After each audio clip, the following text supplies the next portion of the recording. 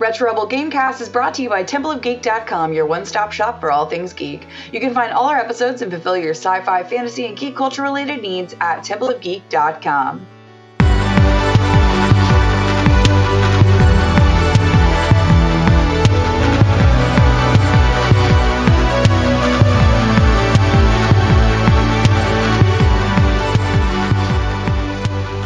Welcome to the Retro Rebel Gamecast, where we discuss gaming and related topics. Retro Rebel is released Fridays, and you can find this episode and much more by heading to templeofgeek.com or wherever you download your favorite podcasts. You can even find us on Facebook and Instagram at Retro Rebel Podcast for exclusive content and to see what else we're up to. My name is Amanda, and again, I'm joined by special repeat guest host, Steve. Welcome back for a third time, Steve.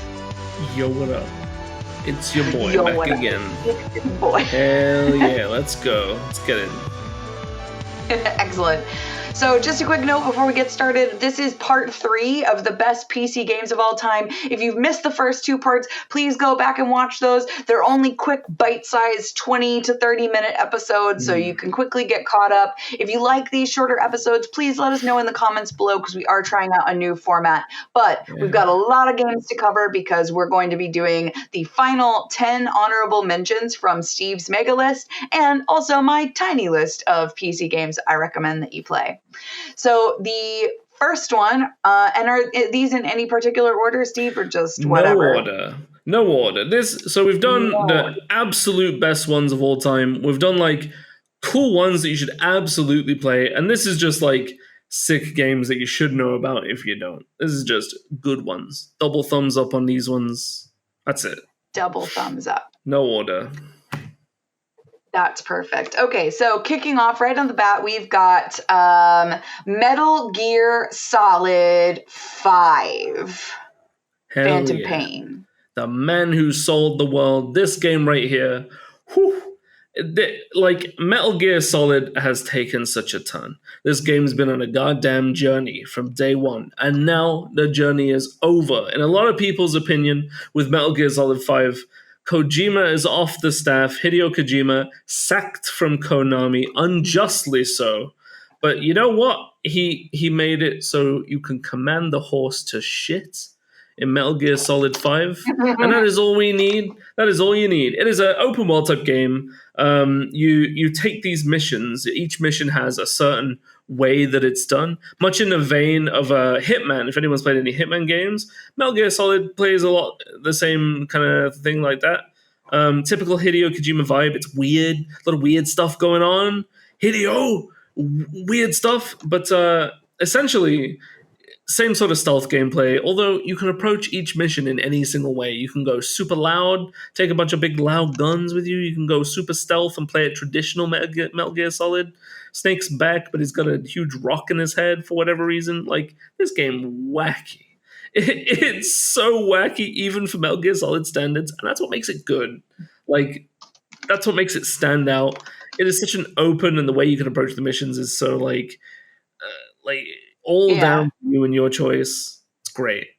Great. This isn't the one where you can like attach balloons to cows and then put dynamite on their butt, right? That's not the right one. Yeah, you attach the balloons and they go back to your base and you get points for it. Like, yeah, man.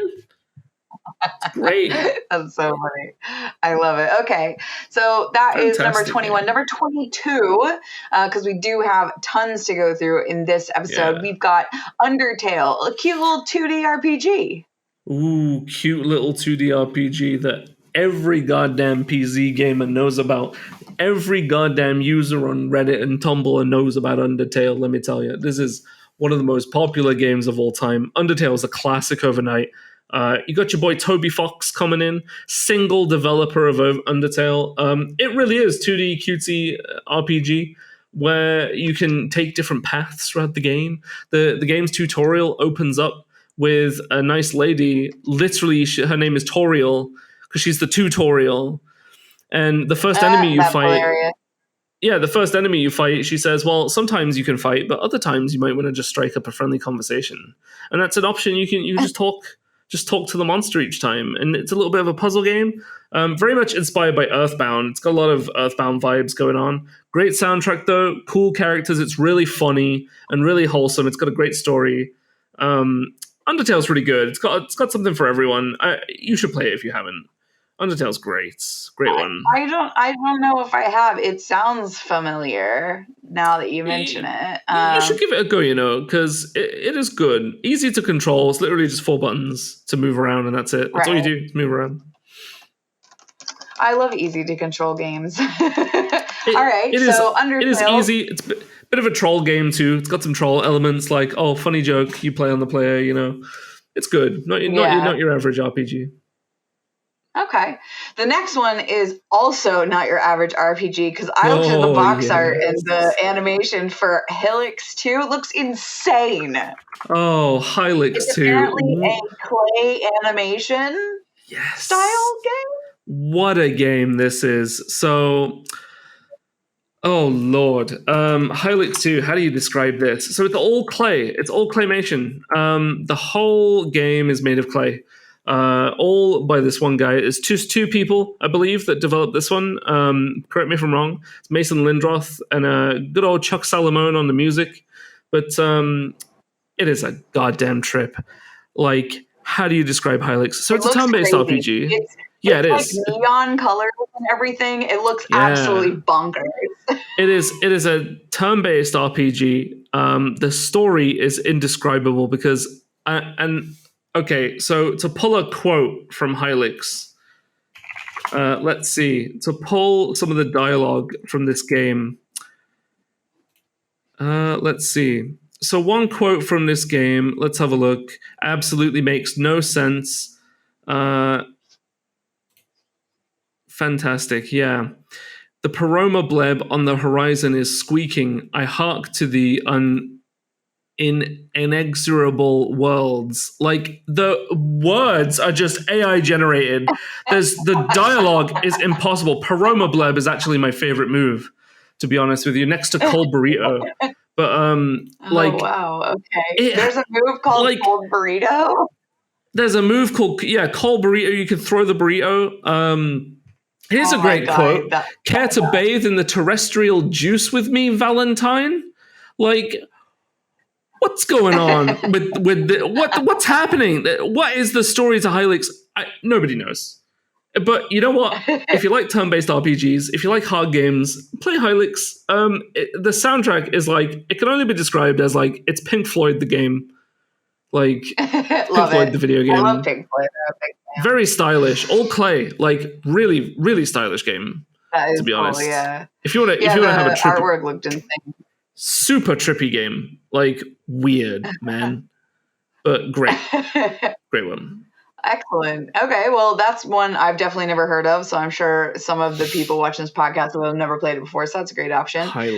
Number 24. Now, most people will have played at least one of the games from the BioShock series. Excellent action RPG game series. There are many. My favorite one is probably the original BioShock, because Would You Kindly just sort of echoes through my brain from time to time. But I do like them all. But for me, I think the very first one was the most impactful. For you, which one would you pick? Oh, BioShock, man. It's a really difficult choice. I feel like Infinite is so the most recent entry in the series, the one that takes place in the sky, so different to the first two. Really just unexpected and out there. But I feel like Infinite a little bit falls short in that you fight the same dude over and over again too much. Essentially, BioShock, it's got this weird, trippy story, future past type vibe. A guy has an American dream about getting away from communists so hard that he builds a city underwater. The first one takes place in a subterranean city. Subterranean, sorry. Mm-hmm. I don't know what the word for under the ocean is, but it's all underwater, like New York City. Really, really cool story, stylish game. It's a first-person shooter. You get these weird powers. You have these weird drinks that make you shoot lightning and shoot birds out of your hand. Weird, wacky game. But cool story as well. Nice twists and turns all throughout. You got these big robo dudes in diver suits with drills on their hands on the front cover that chase your ass down. You better be scared of them. And then the second game you play as one of them. What? It's got to be the second one. I like playing as the huge dude. Right. It was good. Second one was really good. First one, Okay. classic. Second one, the Yeah. second one had such an underrated multiplayer too. Let me tell you, like Dead Space 2 had an underrated multiplayer in the same vein as Yeah. BioShock 2. Like so unexpected for a game to have such a refined and like I don't think I ever played the multiplayer oh my on god, it's BioShock now that I like think it's about it. a whole new game on its own. Like you Oh, play as wow. the splicers, as the enemies in the game, the regular dudes, Oh, and fine. then if you Fine. build up so much points and like get so many kills and like do enough stuff, you play as the big daddy, but like a proper one, and stomp around Yeah. and blast a few. Like you blast them big, like you're invincible for that little short period. But Yeah. oh my god, yeah, like BioShock 2 every day. Yeah, great Fabulous. story, great style, great Okay. visuals. Whew. So it's not too dissimilar from the next one on your list though, because they're both like more apocalyptic environments. Yeah, Number 25 is Fallout New Vegas. Now, I'm a Fallout 3 girl till I die, but I love the series. Even some of these songs were in my wedding to yeah. my first husband. So it's a great franchise. Why have you included New Vegas specifically on this list? So Fallout 3 is the one I would put here if New Vegas just wasn't superior in every way. Like a lot of people say that New Vegas is super good, best one in the series they've ever come out with. I gotta agree. Like it's got the most style, it's got the better story. The story between the Legionnaires and the NCR is so much more Mm-hmm. engaging than Fallout 3's Find Your Dad, and then Fallout 4 Find Your Dad again. Like, all right, it's just not that interesting compared to like this political conflict that's rose across the Mojave. The music's there, like you say, it's all like Mm, classical tracks. You know, it's supposed to make you feel like the music you're listening to isn't that all. It's like in that time space age, right? It's like weird and futuristic, or like music's a thing of the past, but it's such a wild thing that you couldn't imagine hearing something like that now. So they play all these old tracks, Elvis and that. But oh man, like New Vegas just has the better story and interactions. If you ask me, the charisma stuff is way better. Um, it not I don't want to put forward like huge spoilers, but there's more endings I feel to New Vegas. There's more ways the story can right. resolve.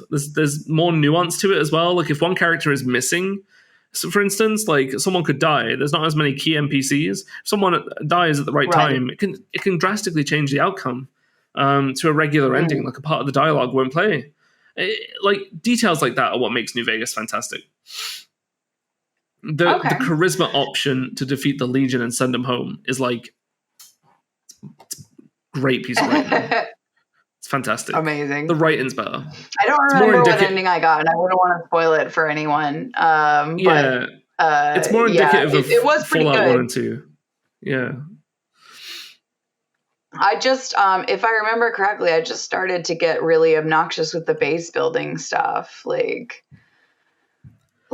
yeah. It's because it, couldn't it. you reinforce your your home base and I believe I went mental doing that. Like I think you're talking about Fallout Four. I'm gonna be honest. I'm not sure you okay, could do that Fallout in 4, Fallout New yeah, Vegas. Fallout 4, Yeah, I went yeah, crazy with that Fallout 4. too. I went insane. Same. Okay. Fallout 4, excellent. Also, keeping with the hashtag Mech Boys, if I'm remembering the game correctly, 26 is Metro 2033. It's an FPS, and isn't the main character also wearing like a mech suit, like what the Silver Brothers hood or whatever they use? Kind of, yeah. It's Russian Fallout. It's big nuclear war vibes. After the war, there's strange creatures that have spawned from the wasteland of radiation above, and essentially, society is relegated to this metro underneath Moscow. It is a really like it's got such a good story. This game right here, like the shooting's good, feels good, and there's some like wacky encounters. A bit of a horror game. It's quite scary in parts. It's Oh wow. indicative of it. It's a bit like influential of the game after this one coming up on the list. but in a lot of ways. But it's got a great story. It's really scary. A lot of details. It's one of those like detail games. You can walk around and look at every corner, and there's something to look at. You play as this hero dude that's fighting against these people that are looking to rise up and collapse whatever is left of society underground. You fight against like monsters, Right. cannibals. There's all sorts of stuff, horrible stuff out in the wasteland. Wild. But it's great. Metro though, the new game is Yeah, great too. Metro I love a Exodus. post-apocalyptic RPG. I think that it's one of the most fun genres that's possible. But you said that it influenced the next one on the list, which is number 27, Yes. Stalker: Shadow of Chernobyl, a survival horror game. Stalker though, so like it's probably the other way around. I'm gonna be honest. Stalker influenced Metro. Stalker is exactly the same game. It is nuclear fallout, apocalypse has happened, nuclear winter, nuclear war, civilization has collapsed, and you live in the irradiated zone of Chernobyl. It is more sci-fi.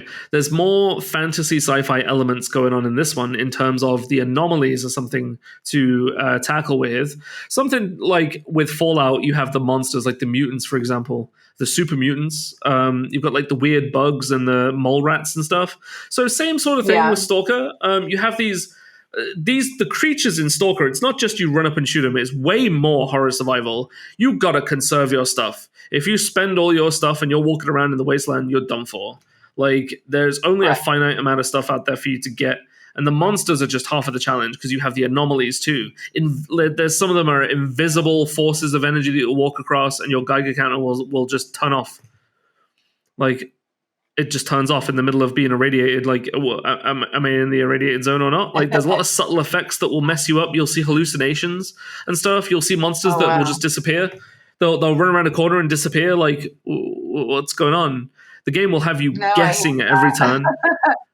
It is so good. There's a really mind blowing like dungeon that you go into that is super scary. I turned the game off when I got to that. If you played Stalker, you know the bit I'm talking about with the crates flying around. Yeah. No way. No, there's ghosts in it, like weird, like anomaly ghost.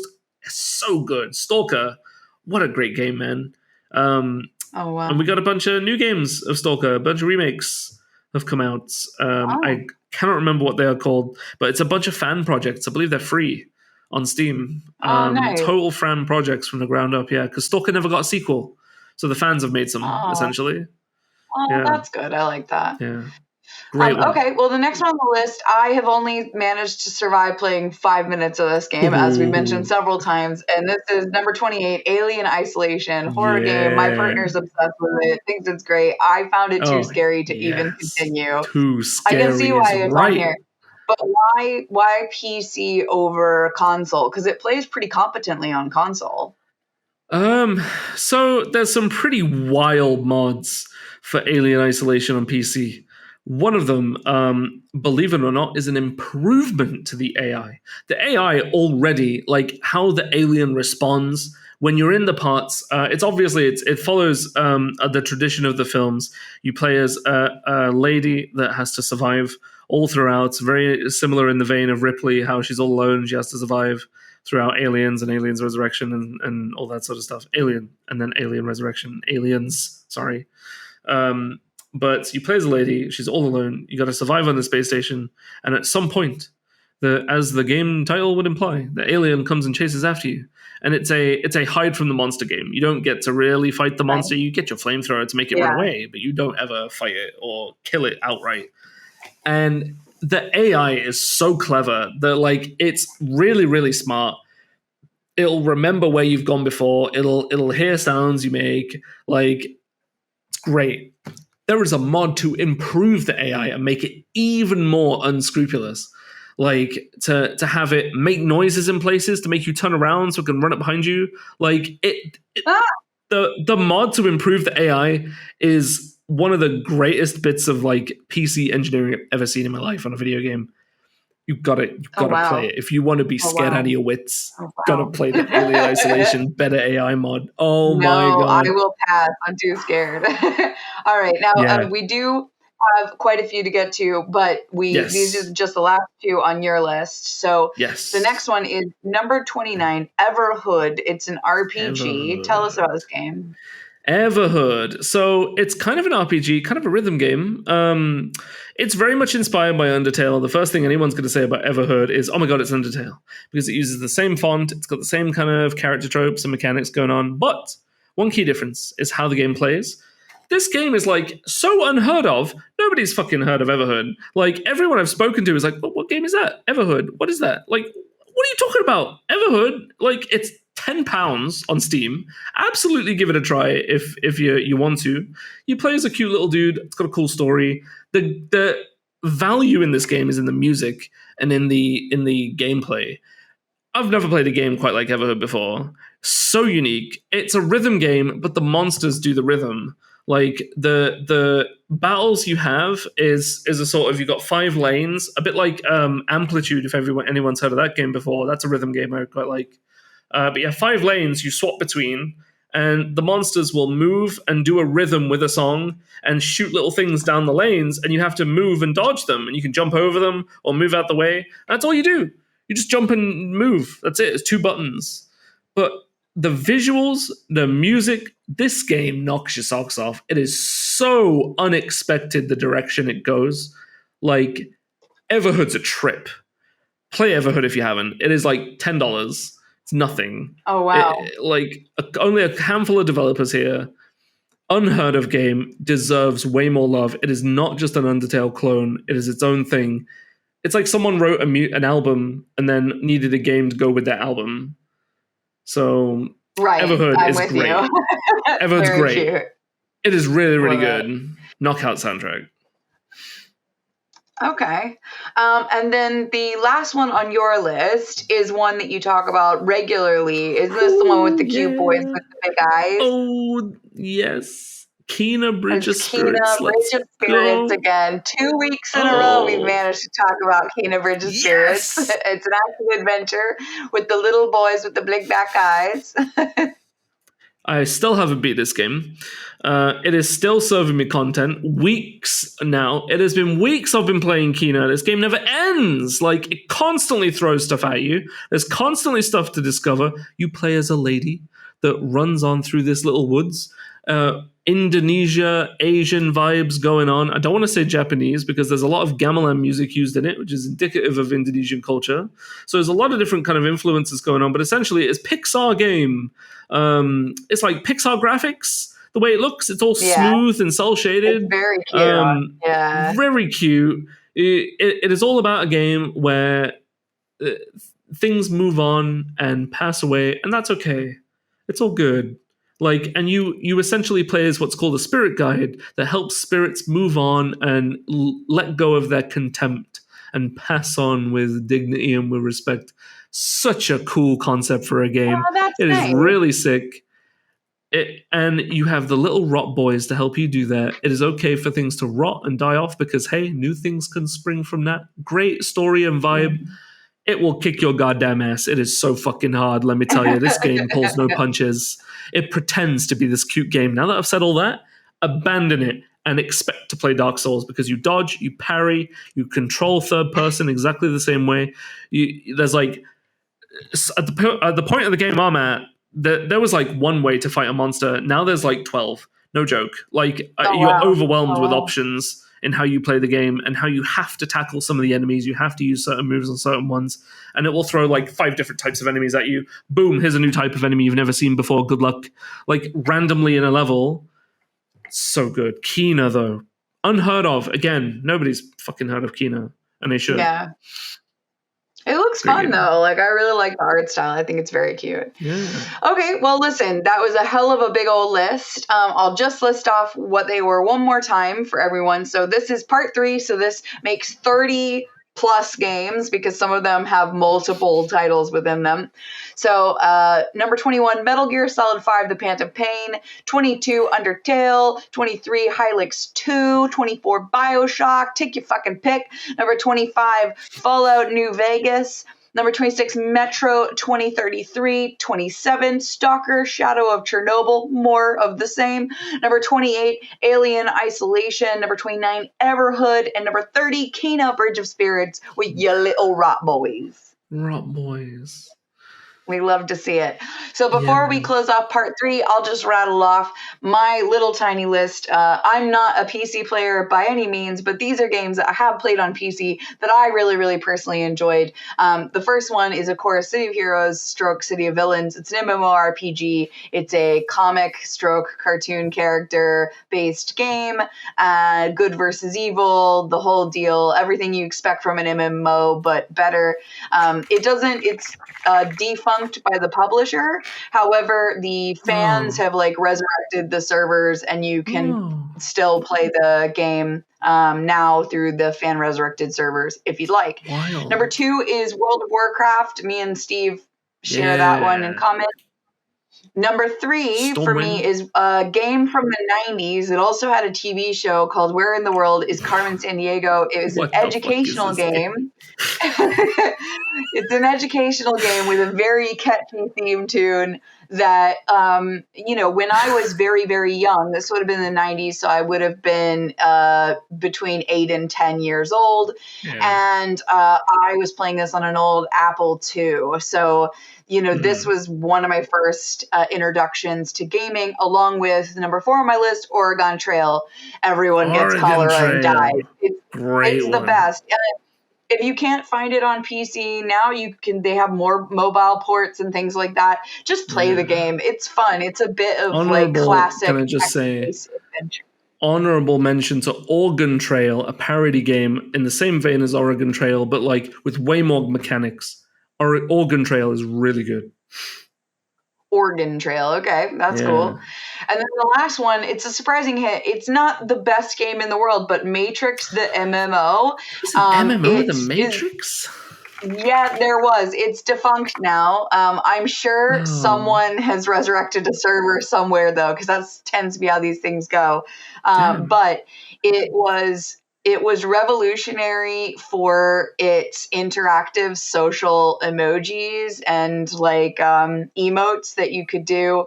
It had a very strong fun club component, and I don't remember much about the missions. It was very much like any Matrix game you probably ever played, but the clothing and character design was absolutely incredible. If you wanted to live your Matrix fantasy, this was the game for doing it. And I just remember having such a great time playing it. So if you can ever access a server and log into Matrix MMO, I highly recommend it. Cool. It is pretty cool. It's very cool. They had a cake emoji and everything that did exactly what you imagined that it would do. Crazy. Yeah, looks detailed as hell. Yeah, it was really good for the time, obviously graphics being what they are. But I'm very satisfied with our mega compilation of the best PC games of all time. And I'm happy to wrap up here this part 3 trilogy of the Retro Rebel Gamecast. It's over. Thanks so much, Steve, for coming back and doing a third part to talk about the games that you really like on the PC. All the notes from this episode will be posted on templeofgeek.com. If you want to add to the discussion, reach out with questions, sound off in the comments, or you can email us at retrorebel@templeofgeek.com and let us know what you think about this shorter, condensed format. If you like what you hear, head over to wherever you download your podcast and subscribe so that you can catch up on the prior episodes in case you missed those. And go ahead and rate us because that really helps our show. And so the next time, we will see you later. See you later.